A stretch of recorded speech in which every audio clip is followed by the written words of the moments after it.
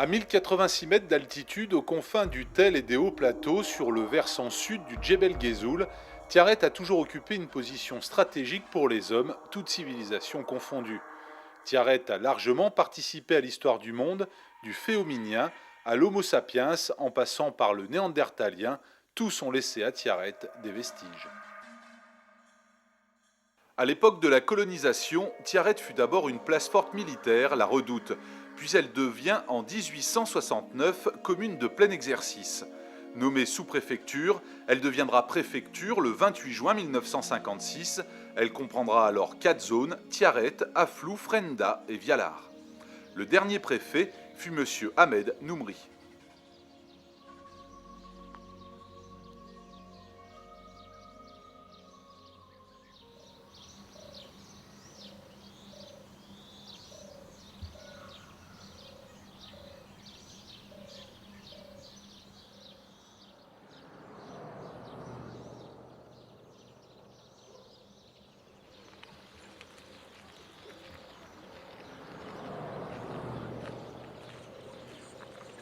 Près de l'oued Tolba, entre la Redoute et Sidi Khaled, le terrain, plat et large de 60 mètres à peine, fut utilisé et servi de marché. L'emplacement fut nommé Place des Caravanes et l'on y construisit un fondouk pour recevoir et héberger les marchands qui venaient des alentours. Plus tard, la place prit le nom de Place Carnot. Au centre de la place, un kiosque à musique rythmait les parades militaires, mais aussi les fêtes et les bals.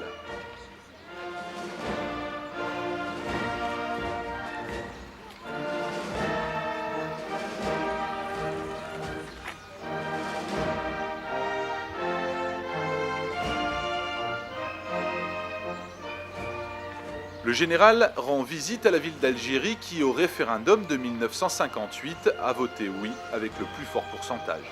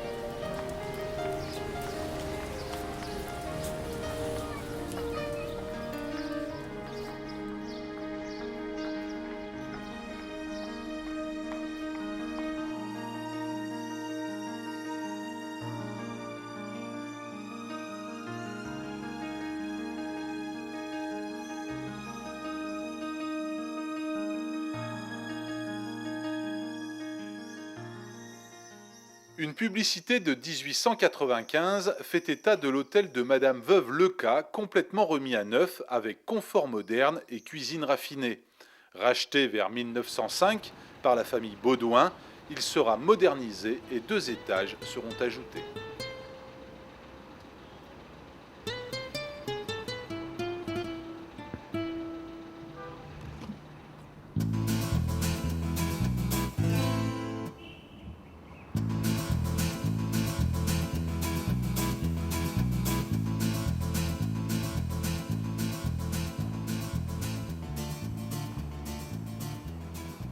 Selon la maxime, l'étranger toujours cordialement reçu à Tiaret revient immanquablement dans le pays, sitôt qu'il a goûté à l'eau de la source du Figuier.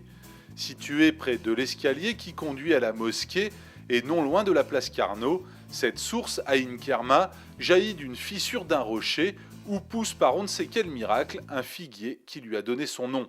Aujourd'hui, la source est malheureusement tarie.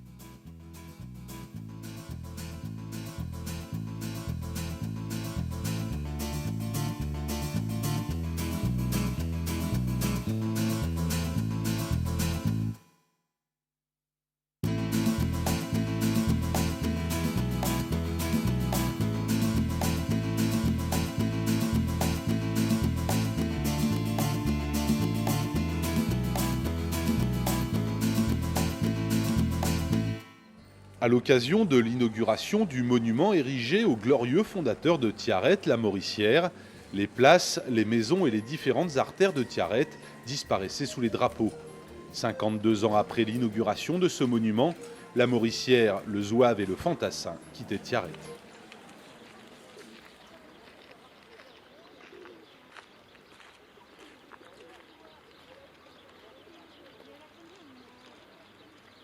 Le Fantassin et le Zouave complètent maintenant le monument à la mémoire des morts pour la France à Maubeuge.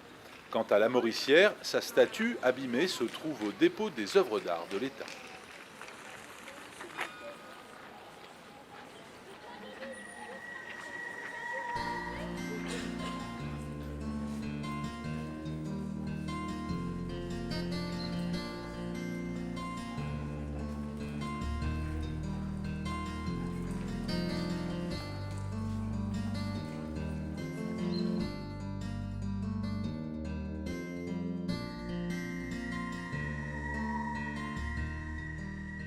Entourée par le marché, les rues Albert Solaire et Cambon, la place Loubet avait un kiosque où l'on trouvait journaux et friandises.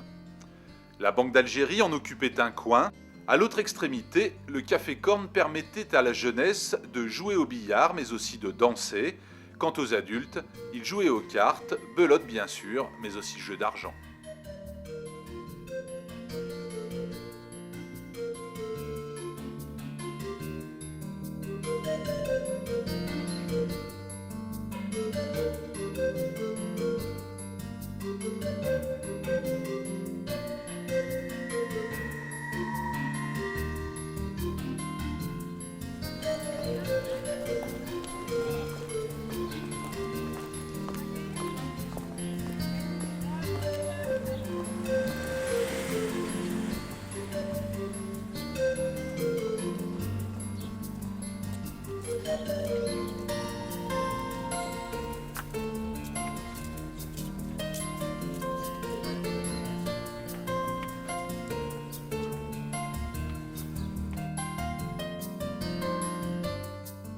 Le jardin Bouscarin se situait pas très loin de chez moi, lorsque j'ai habité le boulevard Clémenceau. Alors c'était le jardin où on se retrouvait régulièrement. Alors il y avait une partie où il y avait des boulots, les hommes de la ville jouaient aux boules.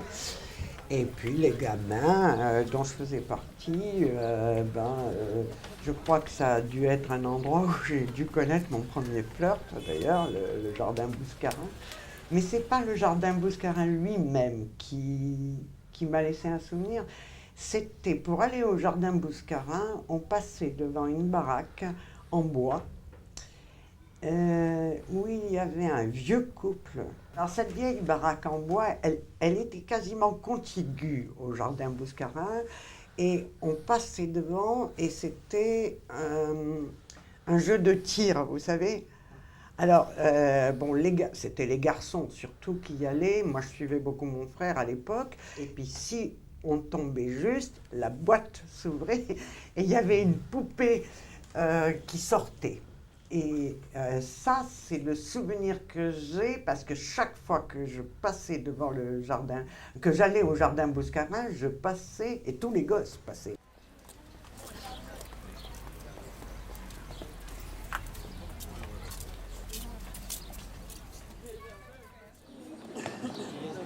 Le Boulodrome, c'était le lieu privilégié de mes vacances.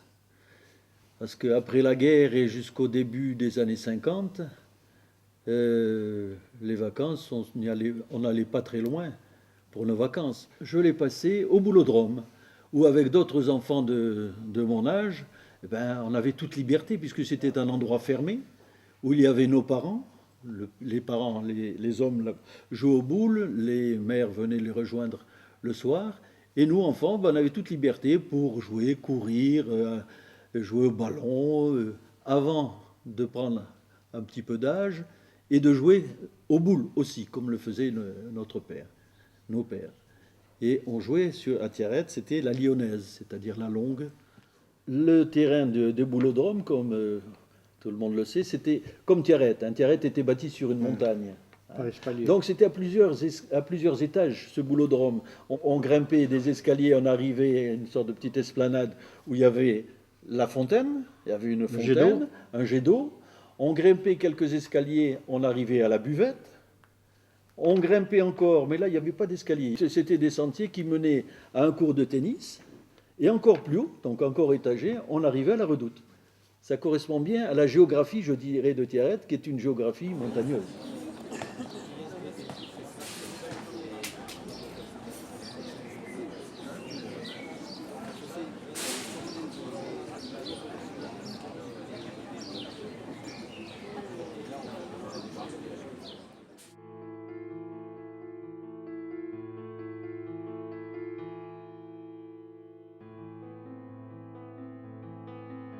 En 1870, Tiaret est conquise depuis bientôt 30 ans et se trouve toujours sous l'autorité militaire. Un adjoint civil est nommé en 1861 en la personne de Jules Escoffier. Enfin, en 1869, la ville accède à la vie municipale. Le premier maire, Victor Jamelin, est également le premier conseiller général du canton en 1880. Monsieur Louis Gors, élu en 1945, reconduit par les électeurs en 1951 jusqu'en 1958, fut le dernier maire européen de Tiaret.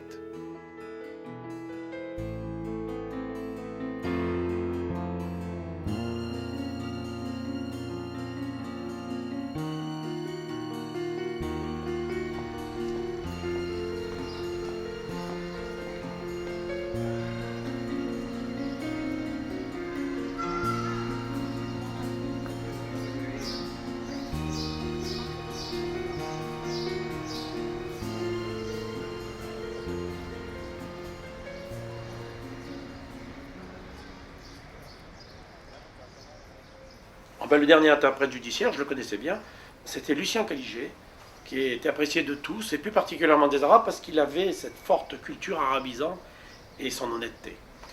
Et il avait remplacé M. Campagnac, donc il faisait partie des 17 interprètes de classe 5 que comptait l'Algérie. Et toi aussi, Jeannot Molitor, qui a travaillé comme stagiaire d'ailleurs, tu dois encore avoir l'odeur des vieux papiers et la poussière qu'il y avait avec. Et tu vois, tu as même essayé de t'engager sur cette voie.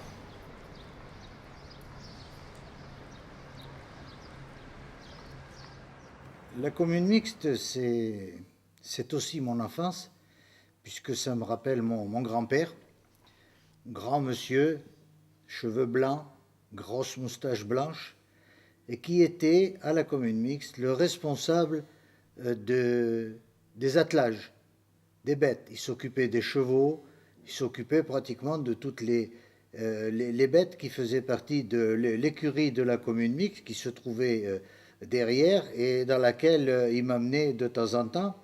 Et je me souviens d'un âne, d'un bourricot, comme on dit là-bas, et pendant qu'il travaillait, moi, je montais sur le bourricot. Alors, j'étais content, bien sûr, d'aller voir mon grand-père, parce que je savais que j'allais monter sur le bourricot.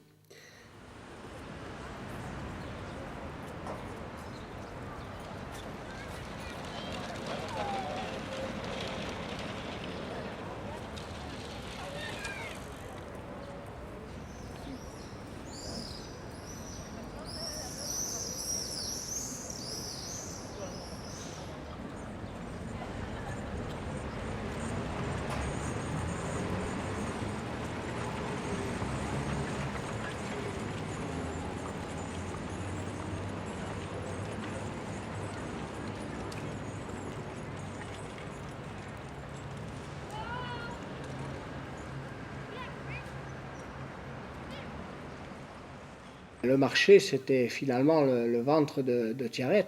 On trouvait des épiceries réparties un petit peu dans toute la ville, mais le marché, c'était l'alimentation centrale.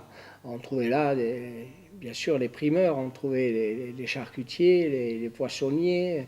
Et alors, il y a quelque chose qui était assez folklorique. À la saison des pastèques et des melons, on s'établissait à l'extérieur du marché, sur une place qui était devant le marché, les marchands de melons et de pastèques. Alors là, la particularité, c'est qu'on pouvait acheter les melons et pastèques à la coupe, coupés à l'intérieur du fruit un carré et qu'on montrait à l'acheteur pour savoir si ça lui convenait, si la pastèque était assez rouge ou si le melon était assez odorant. Et c'était un lieu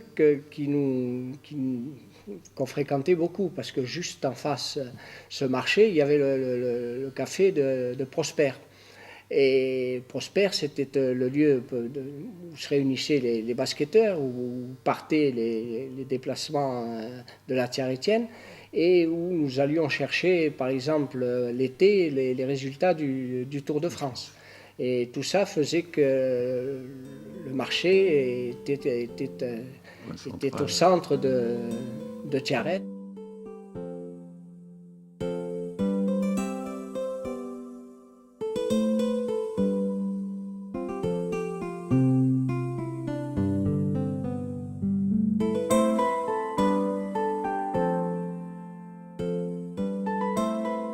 Avant 1914, le marché arabe se trouvait route du stade. Les nomades, en plus des habitants de la région, venaient vendre leurs moutons et s'approvisionner en produits nécessaires à leur parcours. Le troc était le moyen d'échange le plus courant.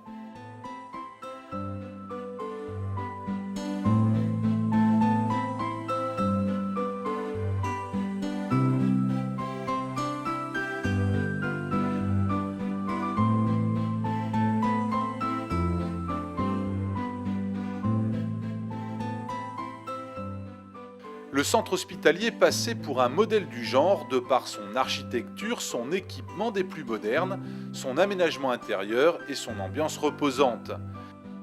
La direction était composée de 7 médecins civils, une pharmacienne biologiste et 5 médecins militaires.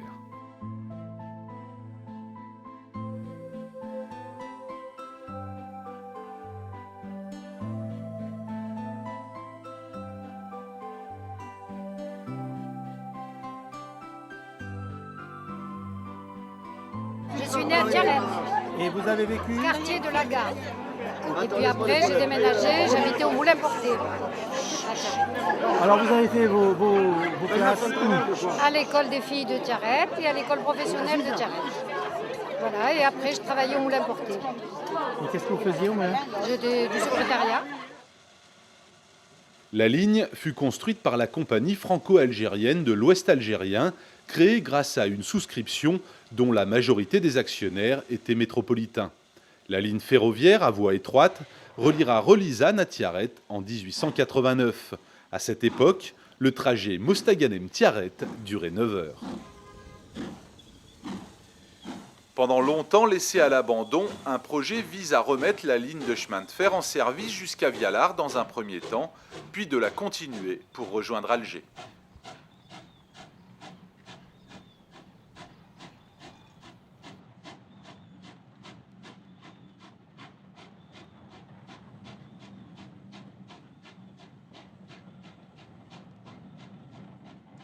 Ben, ça se passait par une fréquentation assidue du cinéma, puisqu'il y en avait 3, et qu'il y avait 2 séances, comme on disait, la première matinée, la deuxième matinée, bien que les deux aient lieu l'après-midi, mais enfin c'était comme ça.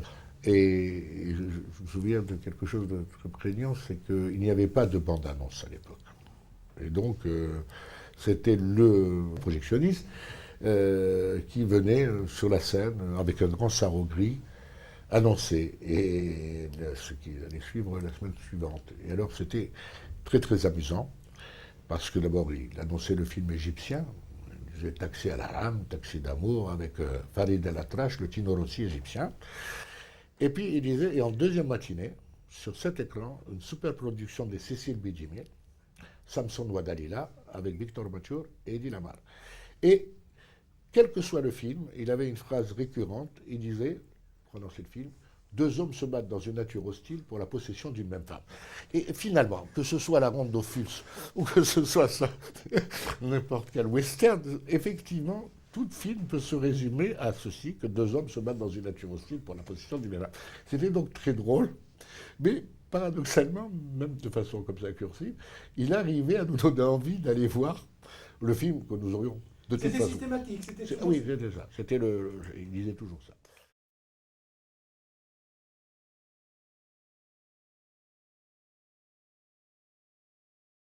J'étais devenu un des numéros 1 d'Algérie, de la distribution Philips. Pratiquement une famille, au moins 2 familles sur 3 avaient un Philips. Ce qu'il y avait surtout qui ne faisait pas à Tiaret, c'est la réparation.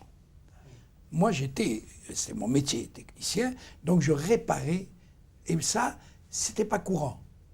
Je réparais très vite, les gens portaient, je travaillais la nuit, déjà, même avant les boîtes de nuit et avant le casino. Donc je travaillais la nuit, je réparais la nuit, et la journée, je vendais, enfin c'est surtout ma femme qui vendait la journée, parce qu'elle vendait des disques. On vendait des disques.